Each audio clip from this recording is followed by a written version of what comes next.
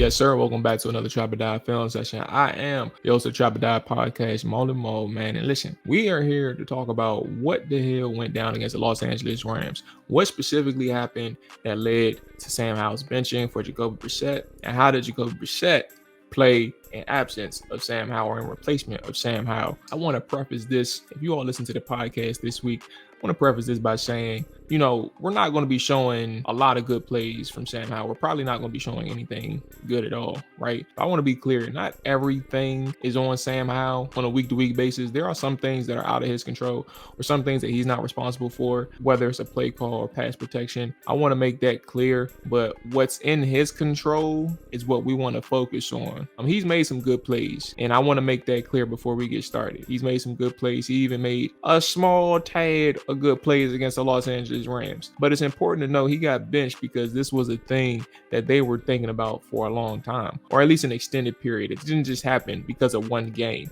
This happened for several reasons, maybe because he wasn't picking up things consistently. We're going to dive into that. Then we're going to show on the back end what Jacoby Brissett looked like when he came in against the defense. Wow, after watching the tape, they lit up just a tad bit, but Jacoby attacked the defense in an aggressive way, which allowed them to have a chance to win or at least tie the game up at the end if they connected with an onside kick.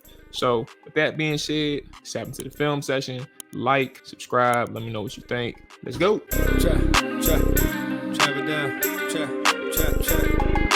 Okay, so this was the fourth snap of Sam Howell, Dave, against the Los Angeles Rams. And before we even get started with this one, there was a play right before it where I felt like on a sprint out option, Terry was open, running a spot off a switch release with Jahan Dotson, right? And, Sam didn't target him, but also think that maybe the linebacker got in the throwing lane, which is something where it's like, all right, I'll let that one go, but I want to note it before we get started. So this is the fourth play of the game, 2 plays later, where I think that he missed an opportunity. And I think it's important to note because of how the Rams played it this play, and then we'll go back to the INT later, or the near INT later, that kind of coincides with how the Rams played this particular play. So here we go.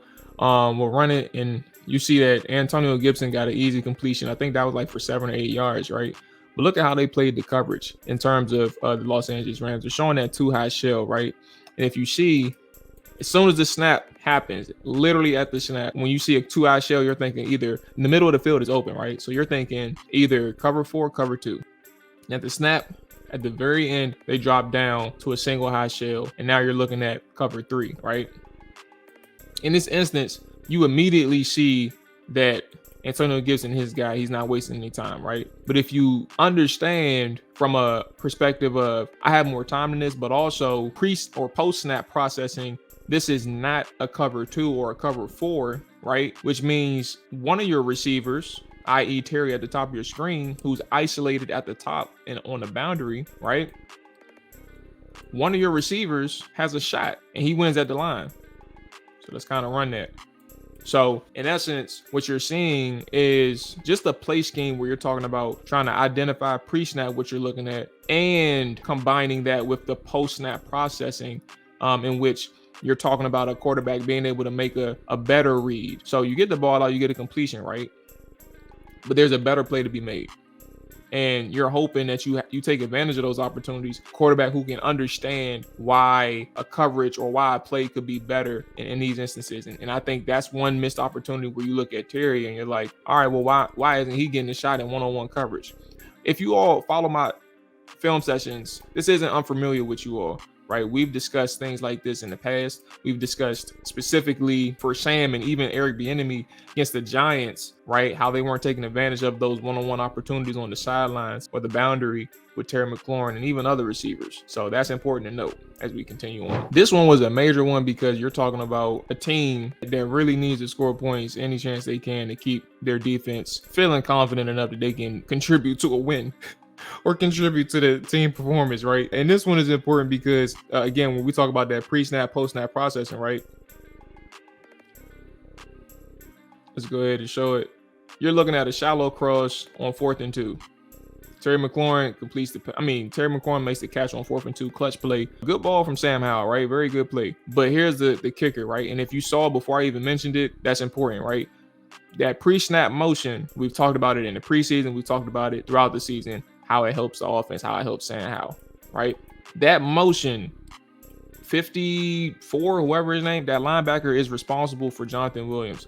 And for Sam Howell, right? Again, the biggest thing is identifying what you're seeing. Do you understand the coverage that they're in pre-snap and then post-snap when they do show their real intention? Is it the same coverage or is it something different? And what does it look like for you? And how do you react? All those questions that a professional quarterback goes through, right? So 53 runs with Jonathan Williams, but Howell doesn't recognize that. It's important to note there's people who's criticizing the people who are calling this out that says, why would Jonathan Williams be your first read ever versus Terry?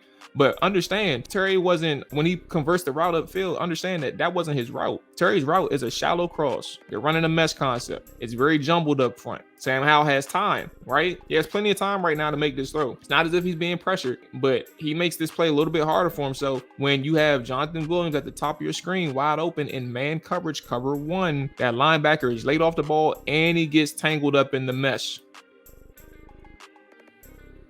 So again, very good play from Sam Howell, made it so much harder for himself. But if you're recognizing the coverages and things like that, and you're recognizing post-snap what it looks like, you don't miss 53 trailing your running back, understanding that it's man coverage. If it's man coverage, this is a touchdown. I don't care who is the number one receiver on my team. If a running back or any receiver, any eligible receiver is wide open, why would I not take that shot? Anyway, that's a big opportunity missed for Washington. They don't score on this drive. I think this was the drive specifically that led to the batted fourth down play. And we're going to show that, I think, coming up soon. All right, here we go. So this was 4 plays later, 4th and 1.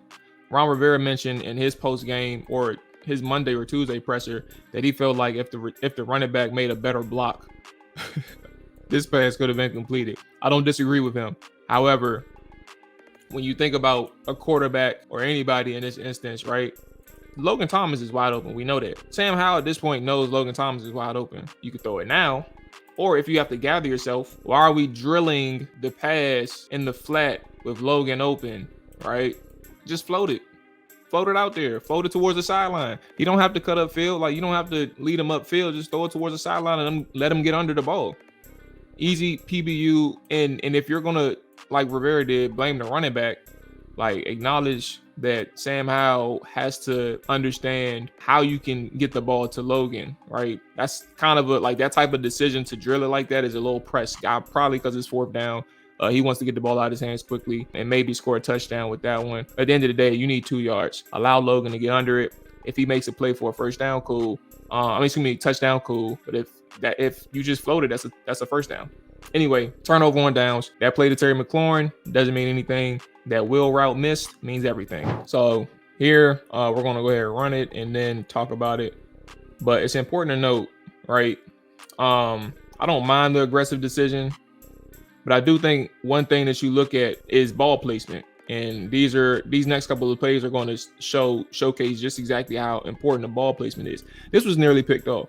And you're probably not going to see it with this screen. You can see the reaction from the defenders, right? Like, he's under the pass. It should have been a catch. We know that, or they know that, right? John Bates gets open. You have an opportunity here to lead him a little bit further towards that single high safety. Now, who knows if it's going to be a big hit or a completion? Who knows? Like, I don't know. But you have an opportunity here. But also, in the same instance, the cornerback did a really good job of undercutting the pass. It was pretty easy. But let's look at the big picture.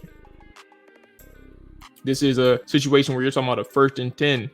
You don't want to be so aggressive. I mean, it's the 20th play in the game. You're not talking about insurmountable lead for the Los Angeles Rams, right? So as you're climbing in the pocket, Sam Howell for getting his check down. Like, I look back at the Buffalo Bills game, right, where he threw the pick down the seam to a defender who was just sitting there in like a 3rd and long, right? Why are you forcing it and you're only down, I think, 3-0 at that point? Or maybe they were down 2 scores, but still very winnable. You're in the red zone or approaching the red zone. Find your check down. Antonio Gibson's at the 30-yard line. 1st and 10. There's nobody there checking him. So again, when we're talking about things that led to Sam Howell's benching, these are continuous, like, even still, like, look, Sadiq Charles got beat, right? But he steps up in the pocket. He buys himself so much more time.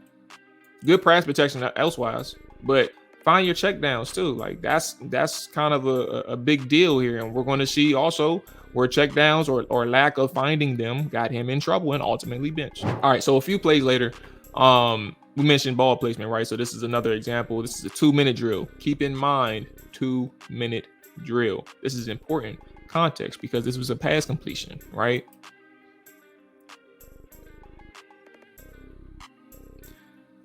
I said pass completion. I meant drop. I'm gonna keep that in there. I'm not even editing that part out. But the reason why I mentioned the result of the play, and that's what's jogging my memory back now as I watch this over again. Curtis Samuel dropped this pass, right? But look where, if he was to catch it, where he'd be coming back to the football. He's nowhere near out of bounds. He's nowhere near the sideline. But we're talking about a quarterback who vacates a relatively decent pocket, right? I mean, granted, nobody's open.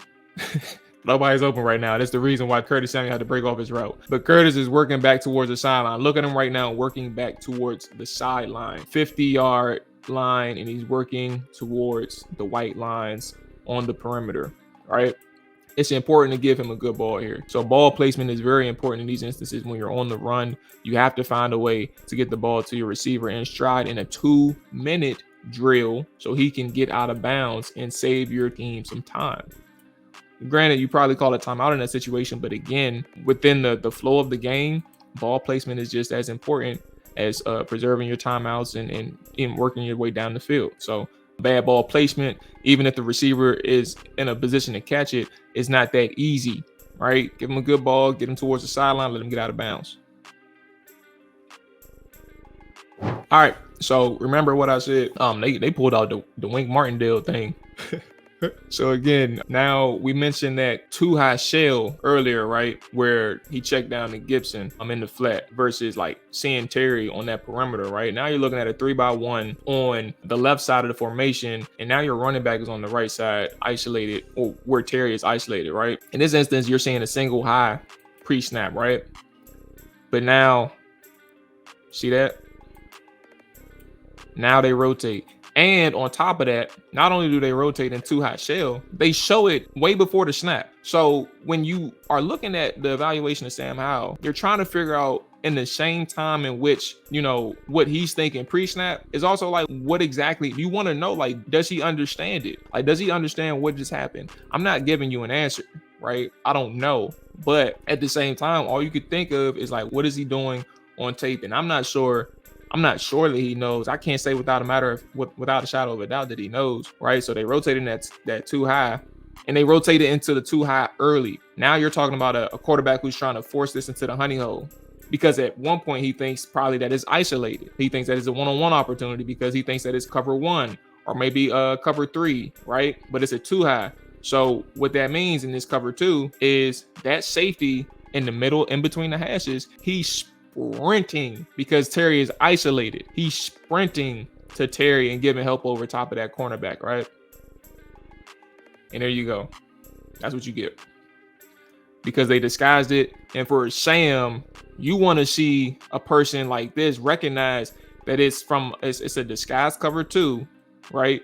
And Logan Thomas is underneath on the crosser. This right here is a 3rd and 5, right? So now you're talking about a situation, whether Logan Thomas gets the first down or not, that doesn't matter. You're looking at a 3rd and 5 to anywhere between a 4th and short or a first down.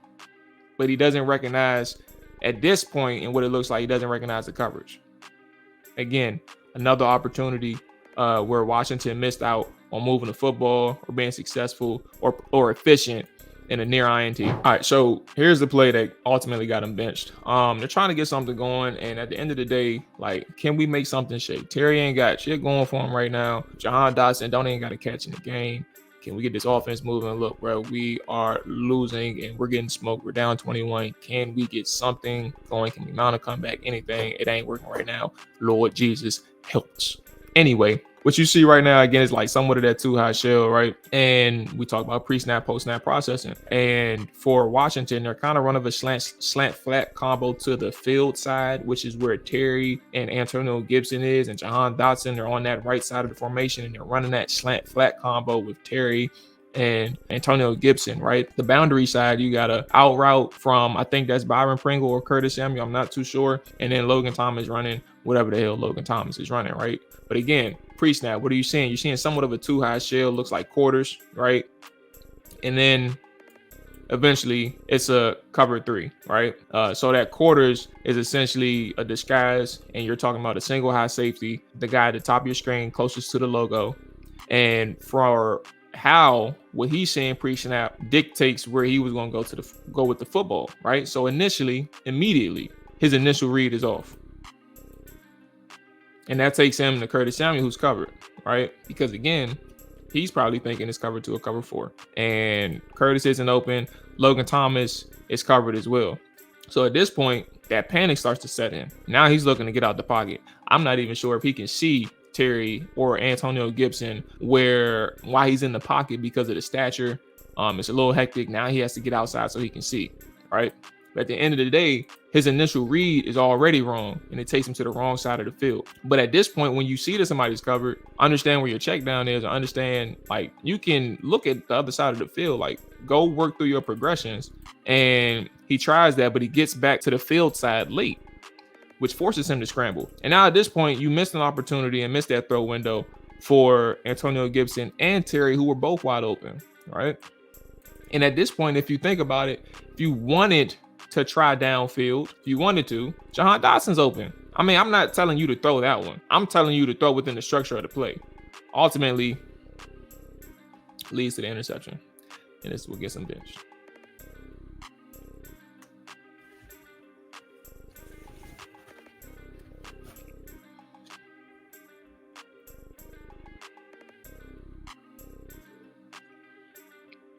Insert Jacoby Brissett, who comes in and lights the world on fire, right? What is different between him and Jacoby Brissett? First and foremost, you're talking about a person who's like an 8-year starter. And I want to be clear, I was arguing with people on Twitter because I disagreed. My nose running.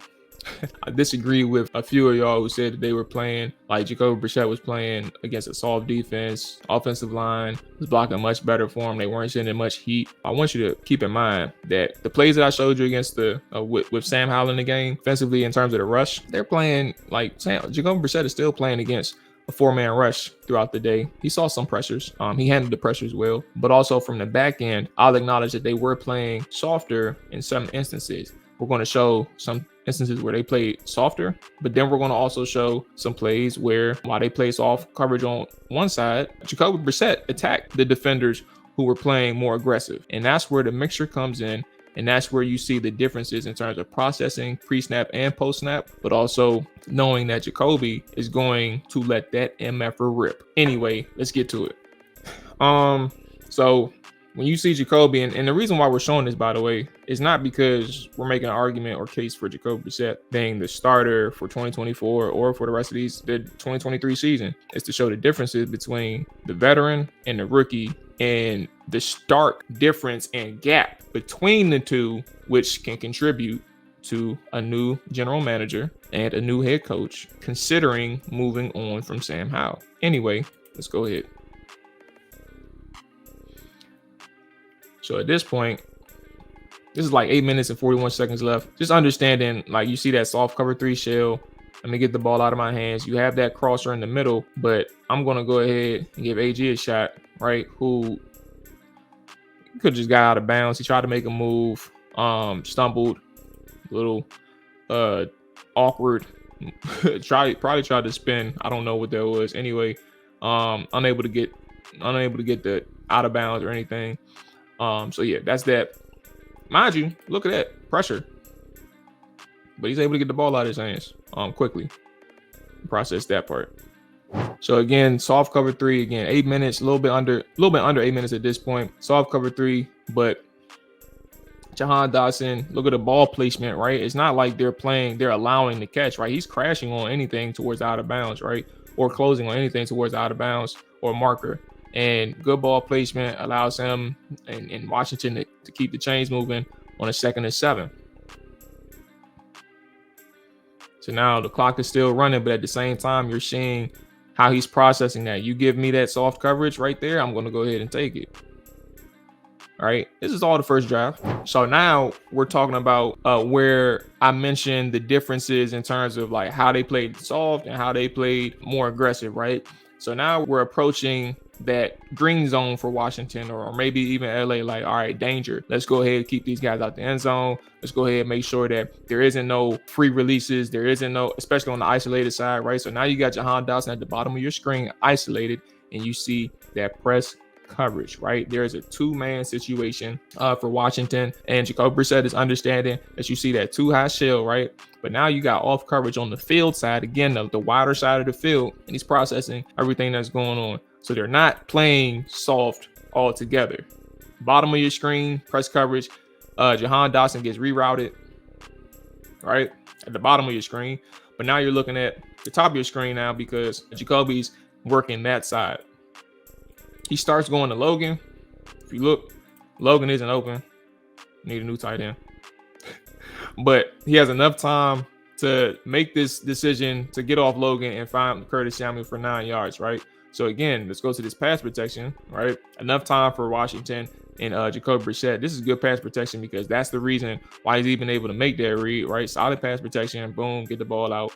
Now you're looking at 9 yards completion. All right, so the very next play is where we see the same thing. What did I mention with Jahan Dotson? Now you're on the boundary side again with Terry, and you have that safety help, what's supposed to be safety help over top of Terry, right? On the field side, another trips formation, and we're probably looking at a man coverage probably, right? So anyway, you start, but it's not man coverage. It shows it, same look, but it's not man coverage. Now you're looking at what should have been cover 2 or cover 4, one of those, maybe even, no, it's cover 2 or cover 4, one of them. Anyway, Terry wins, gets over top of the cornerback.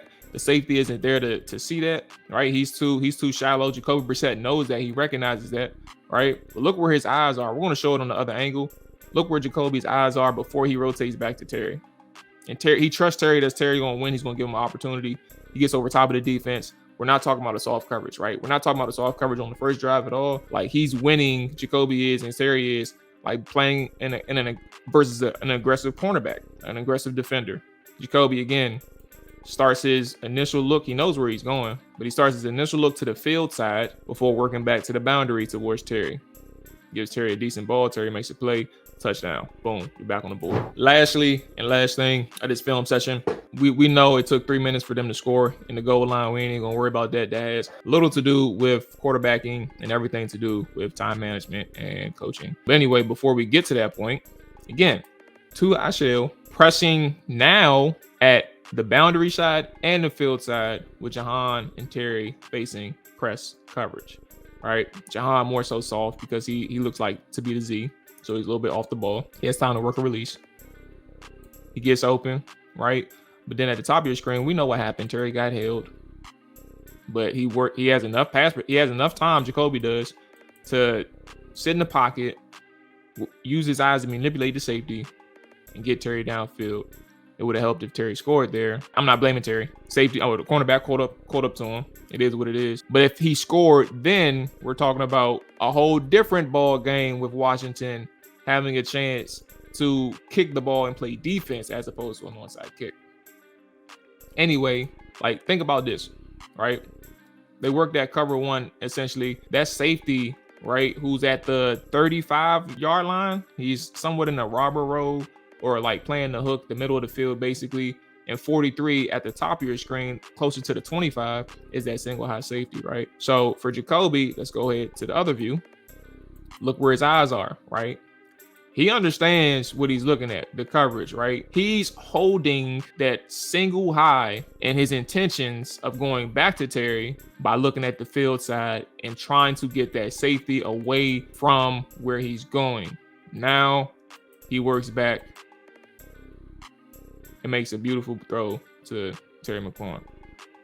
So again, we showed you two instances, or with Jacoby Brissett specifically, where he's understanding pre and post where the defense is trying to go versus the structure of the offensive play call. And for Terry and Jacoby to connect in these instances, Jacoby allowed Terry to get his career high pass reception or receiving yards, right? That's a significant deal because Terry hadn't even had a 100-yard game all season, but he got it today and he got it, or Sunday, and he got it in one of the biggest ways. So for Washington, seeing that, right, it's important to note when you look at those instances for Terry, those instances from Sam, right, who's the starter, you're in week 15, week 16, and you're trying to figure out like what is being coached and what's being retained for Sam Howell.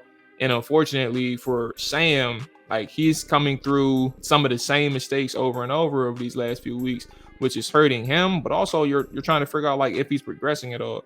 He's facing defenses who are better and coordinators who are smarter as the season goes along, because again, we're talking about top 10 defenses, top 15 in the Rams, but a smart defensive coordinator in the Rams who's just using or has a lot of youth on their team.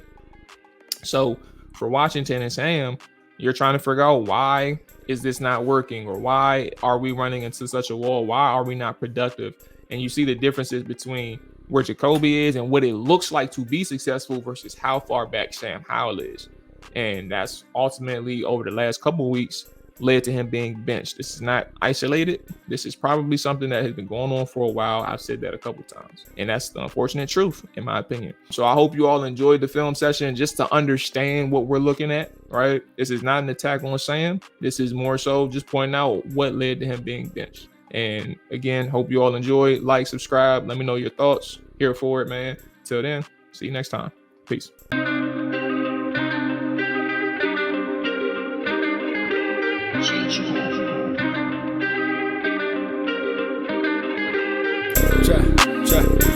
Chop it down,